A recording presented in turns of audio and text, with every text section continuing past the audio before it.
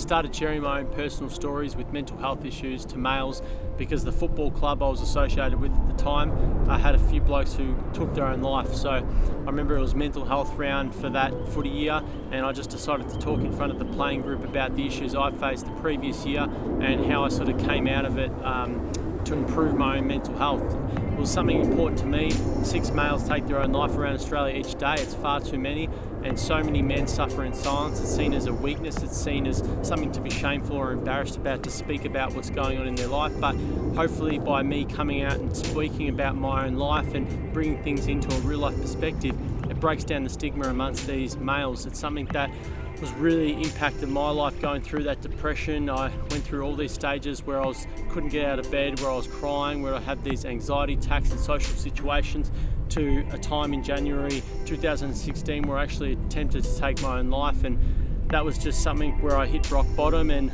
it was a terrible moment. So the idea of me talking to these groups, these sporting clubs, schools, football clubs, male groups, men groups, youth groups, whatever it might be, is to encourage them to seek help, because I just don't want anyone to suffer and to go through what I had to go through in those times. Because if I had my time again, I would have taken ownership and took care of my problems by speaking about it with my friends, my family, professionals, being more open and taking control of my life again.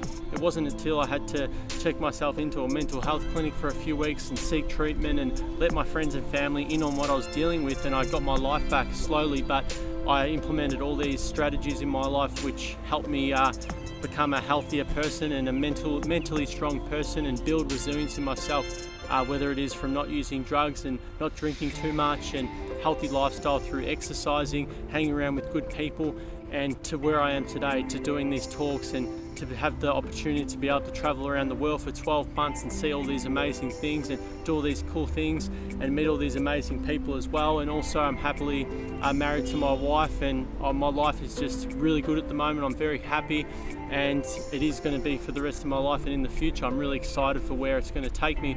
This is something I never would have thought was possible in my life. I thought I was going to be stuck with this depression and this life forever. It was really living hell for me. So by talking about my life and basically how I came out of my mental health issues, and I'm living the life I'm living currently and the things I've done, I hope to inspire these young guys, males, whatever it might be, young people, to put their hand up and seek help, understand that it's nothing to be ashamed of, and they can speak about their issues with their family, friends or professionals. So anyone out there that is struggling, I encourage to seek help. There's nothing to be embarrassed about, nothing to be ashamed of. If you see a mate that's struggling, don't hesitate to pull them aside, ask if they're okay, because it could be the conversation that saves your mate's life.